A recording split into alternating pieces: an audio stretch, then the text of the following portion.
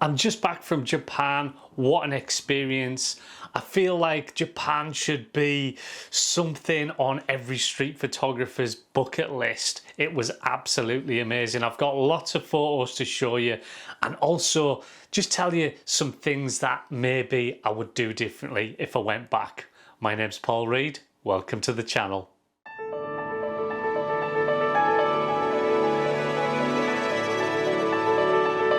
Just before I flew out from London to Japan, I had a day out with a couple of photographers and I took some portraits while I was there that I'm really happy with. So I'm going to show you those now because it is kind of connected with that Japan trip.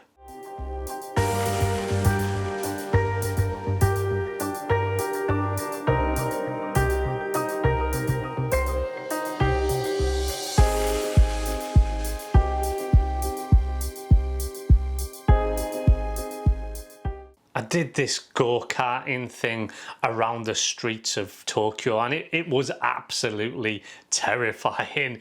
It was about an hour long and we went round all these streets in Tokyo. I didn't realize that we were going to be out amongst all the normal traffic. There was trucks overtaking and all sorts of things. So it was a bit nerve-wracking, although a lot of fun. I discovered some of the best eating places and sampled that amazing Japanese food.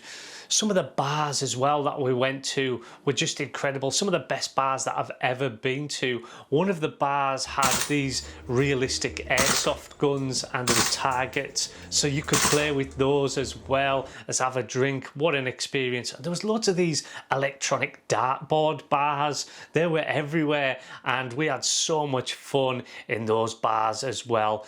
One of the things that I did as well was did this samurai experience where you get to try out samurai swords. I was just experiencing Tokyo in its fullest, and then to top it all off, I went to Nintendo World with my friend and we dressed up as Mario and Luigi. As you can see, I wasn't alone. I was there with a friend to really enjoy Tokyo. This had been on our bucket list for years and years and years. And he's not a photographer, so of course I wasn't there to take photographs all the time. One of the things that Tokyo has to offer is some of the best camera stores that you'll ever find. These camera stores have got so much in them. It's all like old analog cameras, old digital cameras, and the list goes on as to what cameras are in there. There are so many lenses that you can try out that it was just, I was like a kid in a sweet shop in these places, and they were just fantastic. There were these bargain bins all around in these camera shops, and what they called them was junk cameras, but in actual fact they were just untested cameras, and there was just loads there at bargain prices that you could pick up. I picked up a Yahica T4 compact, which is an analog camera, and I also picked up a Rocoh GR Digital 2. Now that's not the GR2, that's an older model than that, but I just wanted to have so much fun when I was there, and on a night I just wanted to take maybe a couple of point and shoots out and just have fun. Here's a bunch of photos that I took with those cameras while I was out, and I warn you, a lot of them are in colour.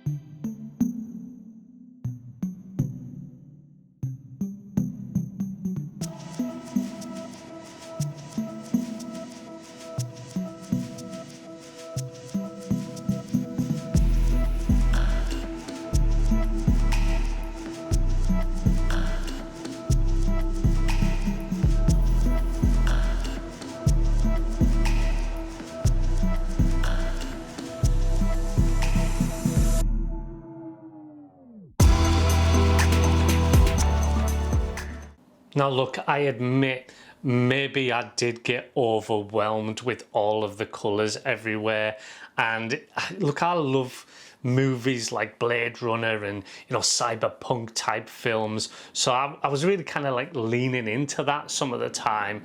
So that meant that I didn't use my Q3 monochrome as much as what I normally would. That is kind of not a regret, but if I was to go back, I would definitely shoot more with the Q3 monochrome, especially on a night. But don't worry, here's a bunch of images that I did take on the Leica Q3 monochrome.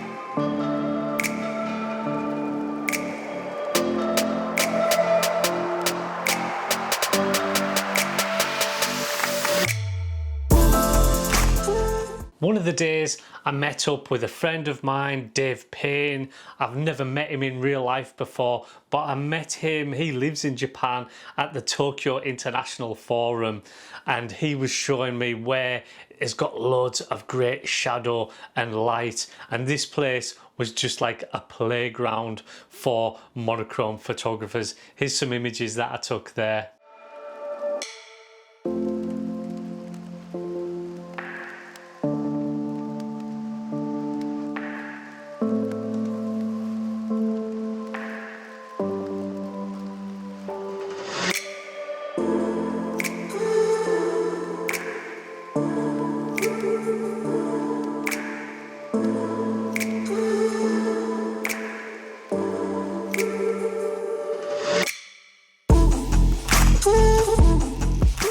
The question is, would I go back there?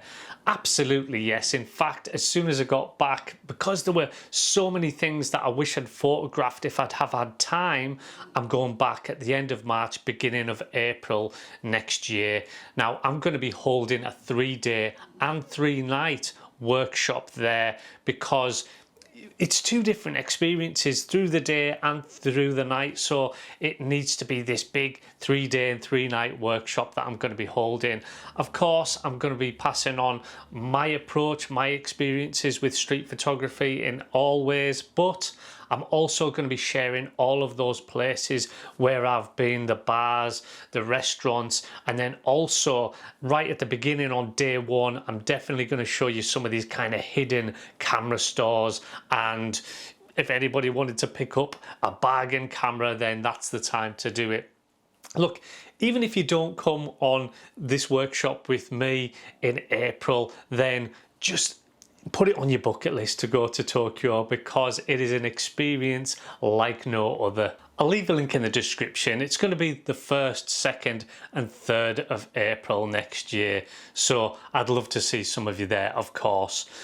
I'm going to be shooting more portraits next time I go as well. That was another kind of, I guess, slight regret that I didn't shoot more portraits when I was there, but I'm definitely going to be doing that for sure. A lot of the bars and things, it seems like you're going there just to have fun, but there's so many characters and so many people in a lot of those bars that I could have shot a lot more portraits if I wasn't so preoccupied with playing darts and shooting guns and all of that sort of thing. You know, there's nothing wrong with just having fun whenever you go somewhere new. Everything doesn't have to be about progressing your photography. Obviously, it's really important to learn and keep learning photography, but it shouldn't be all about that. Photography should be about life. Life shouldn't be about photography. If you're just thinking all of the time and you're just going places, just photography, photography, photography, and not experiencing everything, then what's it all about? Because the reason why you got into photography in the first place was because it's fun, because you enjoy it, and you need to keep that enjoyment even when you go some new places. Thanks so much for watching today. Don't forget, if you're not already, subscribe, comment, hit that notification bell, all of that sort of thing. I'll see you soon.